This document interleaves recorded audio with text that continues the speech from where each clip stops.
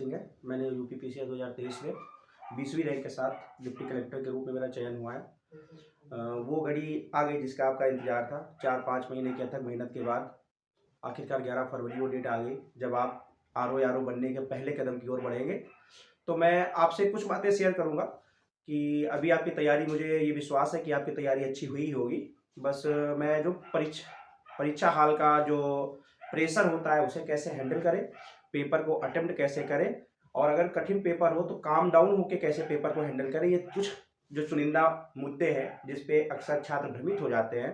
तो मैं आपसे जो आपको आरओ बना सके, मैं वो स्ट्रेटजी परीक्षा हाल की आपके साथ शेयर करूंगा। जैसा कि आपको पता है कि इस बार आरओ की पोस्ट अच्छी है, तो मैं यही बोलूँगा कि आप बिल्कुल कॉन्फिडेंस होके जाइए परीक्षा हॉल में कि आपका सिलेक्शन होना ही होना है। जितने भी डॉक्यूमेंट लगने वाले हैं जो मांगे गए आयोग के द्वारा, आप उसको लेके जाइए। पानी की बोतल, साथ में आईडी, 2 फोटो।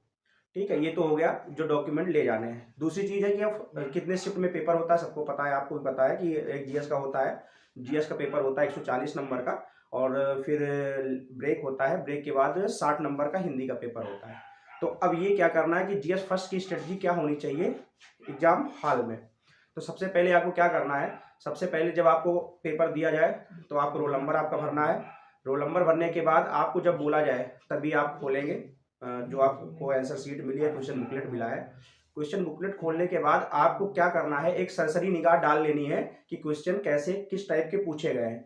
अगर आप क्वेश्चन पेपर नहीं देखते हैं, सीधा पहले क्वेश्चन से लग जाते हैं, तो आपको 2 घंटे की स्ट्रेटजी बनाने में हो सकता है प्रॉब्लम हो। क्योंकि कभी कभी क्या होता है, शुरुआत के क्वेश्चन सरल या कठिन हो सकते हैं और बाद के क्वेश्चन कठिन सरल या किसी में से हो सकते हैं। तो आपको जो आपका स्ट्रॉन्ग पॉइंट है, जो आपका स्ट्रॉन्ग सब्जेक्ट है, उस पर आपको कैसे अच्छे से करना है।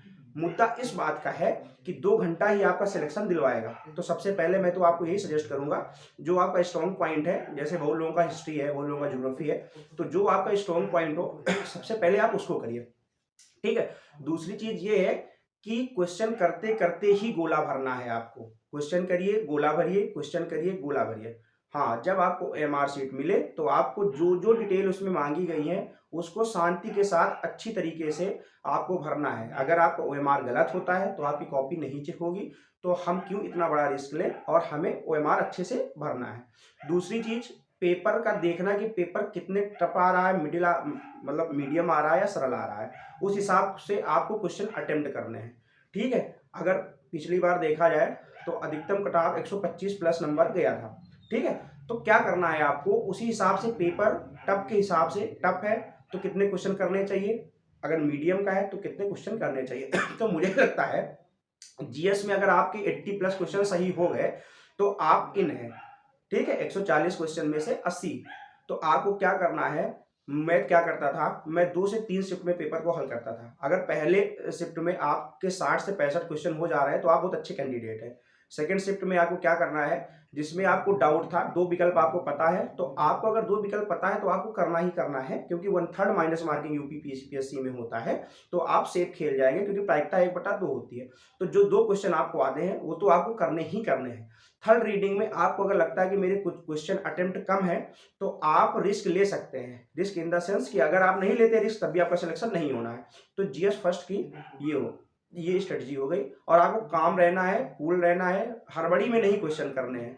ठीक है। उसके बाद जीएस फर्स्ट की बात हो गई। अब बात है जीएस सेकंड, मतलब जो हिंदी का होता है, 6 टॉपिक होते हैं, आपको पता है कि 60 नंबर के। तो क्या करता है, अगर आपका जीएस 80 नंबर का हो गया है तो आप कोशिश करिए कि 50 प्लस क्वेश्चन आपको अच्छे से सही आपके होने चाहिए, क्योंकि मेरिट हिंदी बनाती है।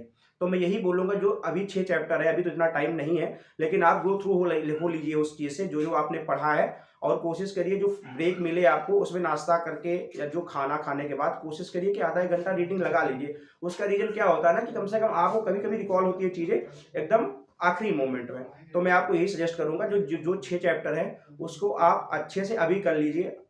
आपके रिवीजन हो ही गया होगा, लास्ट रीडिंग लगा लीजिए। आप ट्रेवल कर रहे होंगे, बहुत से जो छात्र मेरा वीडियो देखेंगे अभी, तो बहुत से ट्रेवल कर रहे होंगे, बहुत अभी अपने गंतव्य तक पहुंच गए होंगे। तो मैं आपसे यही बोलूंगा, हिंदी आपको 50 प्लस अगर आपका सही हो जा रहा है, और अगर जीएस आपका 80 या 75 प्लस हो जा रहा है, तो आपका सिलेक्शन कोई रोक नहीं पाएगा।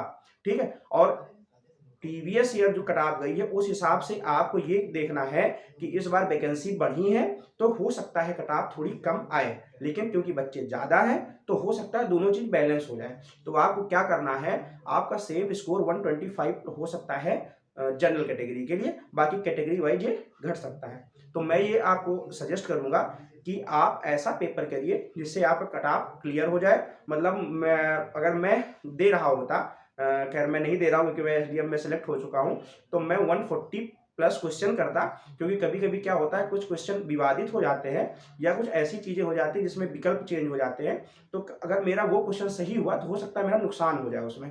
तो सेफ है 140 प्लस क्वेश्चन, और कोशिश ये करिए कि आपका 125 प्लस सही ही होना चाहिए। तो किसी भी परीक्षा के लिए अगर आप 60% नंबर पा जाते हैं, मतलब अगर 200 नंबर का होता है तो 120 प्लस पा जाते हैं अगर आप, तो आपके सफलता के चांसेस बढ़ जाते हैं। तो यही बोलूंगा सभी अभ्यर्थियों को जो आरओ की परीक्षा 11 फरवरी को देने जा रहे हैं, आप बिल्कुल निश्चिंत होकर जाइए, आपका ही सिलेक्शन होगा। जिसने 2 घंटे धैर्य बनाए रखा और अच्छे से पेपर को हैंडल किया, उसका सिलेक्शन हो जाएगा। और भविष्य में जब मेंस का पेपर आप लिखेंगे तब मैं फिर से आपको गाइड करूंगा। और अभी जो आरओ का पेपर हो जाएगा तो मैं पूरा जो भी तुम्हारा पीसीएस 2024 का 17 मार्च का पेपर है, मैं उसको अच्छे से गाइड करूंगा अपने चैनल के माध्यम से, जिससे अगर मैं किसी का भी भला कर पाऊँ, मेरे द्वारा किसी का भला हो जाए, एक भी लड़का अगर मेरे चैनल के थ्रू या मेरे मार्गदर्शन के माध्यम से उसका सिलेक्शन हो जाए, तो मैं अपने को बहुत बड़ा मैं आप लोगों के लिए एक ये आप बोल सकते हैं कि काम आऊँगा।